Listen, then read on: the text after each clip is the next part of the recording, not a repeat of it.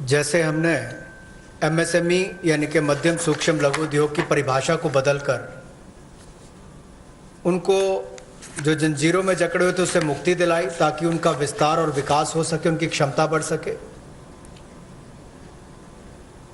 अब उनके ऊपर दिवालियापन की कार्रवाई ना हो, उसको स्थगित करने के लिए भी न्यूनतम सीमा जो है वो 1 लाख से बढ़ाकर 1 करोड़ कर दी गई है। इसका विशेष लाभ एमएसएमई सेक्टर को मिलेगा जो मध्यम सूक्ष्म लघु कुटीर उद्योग है। और यही नहीं, विशेष दिवालियापन रेजोल्यूशन फ्रेमवर्क को जल्द आईबीसी कोड के अनुभाग 240A में के अंतर्गत सूचित कर दिया जाएगा। और कोविड-19 की सिचुएशन को देखते हुए जैसे जैसे परिस्थितियां आगे बढ़ेंगी, कितने समय के लिए इसको निलंबित करना है, 1 वर्ष की समय सीमा इसमें दी गई है ताकि कोई नई कार्रवाई दिवालियापन की यानी कि इंसॉल्वेंसी की कोई नई कार्रवाई इस पर शुरू ना हो सके, तो उसमें भी 1 वर्ष का समय दिया गया है। और नई इंसॉल्वेंसी की कार्रवाई शुरू ना हो, इसके लिए भी कोविड-19 से जुड़े हुए जो बाकी बात हैं, चाहे उससे कर्ज हैं बाकी हैं, उसको लेकर भी केंद्र सरकार को उसके लिए एम्पावर किया गया है, उसकी परिभाषा को लेते हुए।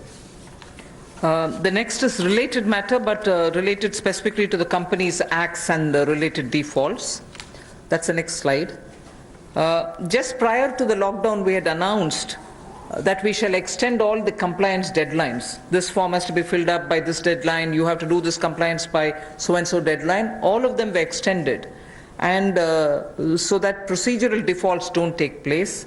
Technical or procedural defaults was one thing which people were afraid of if we hadn't extended the compliance date.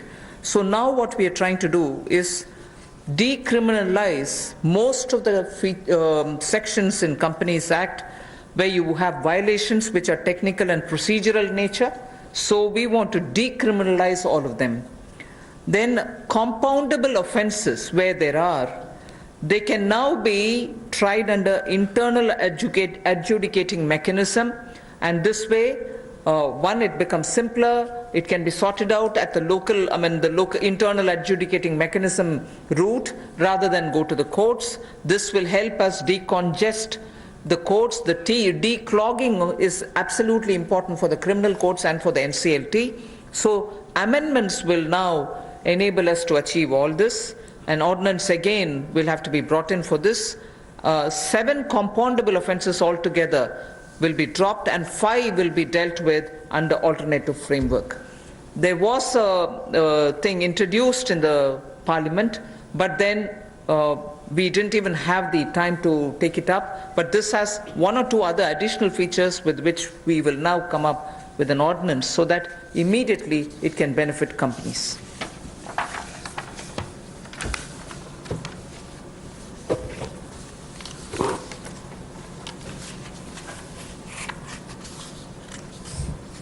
जो छोटे तकनीकी और प्रक्रियात्मक चूक होती है उसको अब अपराधीकरण की सूची में से निकाल दिया जाएगा। यानी कि छोटे मोटे तकनीकी या प्रक्रिया में आपसे कोई चूक रह जाती है तो पहले उसमें क्रिमिनलाइज उसको उसके रूप में देखा जाता था, अब उसको डीक्रिमिनलाइज कर दिया गया है।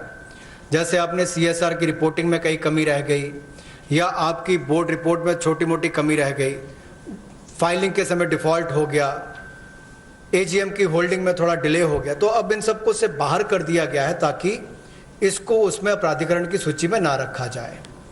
एक और बड़ा बदलाव जो है, जो कंपाउंडेबल ऑफेंसेस थे उस सेक्शंस में भी बड़ा बदलाव लाया गया है। उस पर मेजॉरिटी में से पहले केवल 18 सेक्शंस को इंटरनल एडजुडिकेशन मैकेनिज्म के रूप में देखा जाता था, उसके अंतर्गत लिया जाता था। अब उसको बढ़ाकर 58 कर दिया है, यानी कि 40 और इसमें जोड़ दिए गए। अब इन सबको कंपाउंडेबल ऑफेंसेस के रूप में नहीं देखा जाएगा, इसको इंटरनल एडजुडिकेशन मैकेनिज्म में लिया जाएगा।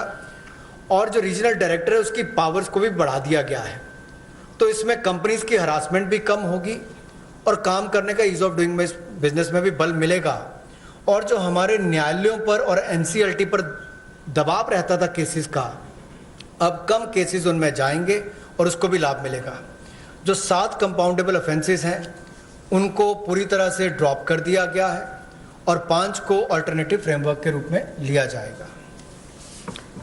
The next one also relates to the corporate affairs. In order to make it easier for companies, there are several features, but I'll highlight only 2 of them. The rest will be shared to you. First is, this will help companies to directly list their securities in foreign jurisdictions. So now companies can list their securities directly in foreign jurisdictions. So this is one big step forward for Indian companies. And then second, listings of non-convertible debentures on stock exchange will not be regarded as those companies as listed companies. So if companies were to just put their non-convertible debentures in the stock exchange, it doesn't mean that they become listed companies. So these are 2 steps, but of course there will be more which will be shared to you.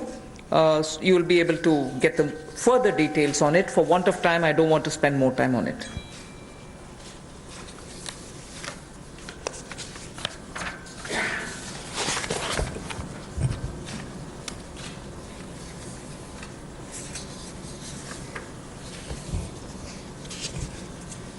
निजी कंपनियों को जो non convertible debentures को stock exchange पर रखती हैं उनको listed कंपनियों के रूप में नहीं माना जाएगा, लेकिन भारतीय कंपनियों को, इंडियन पब्लिक कंपनीज को ये अधिकार दिया जाएगा कि वो जायज़ विदेशी अधिकार क्षेत्र में अब पब्लिक कंपनीज को डायरेक्टली लिस्ट करवा सकती हैं, सिक्योरिटीज़ को डायरेक्टली लिस्ट करवा सकती हैं, उसकी अनुमति उनको दी जाएगी। The next one relates to a major step in that we would like to announce a public sector enterprise policy.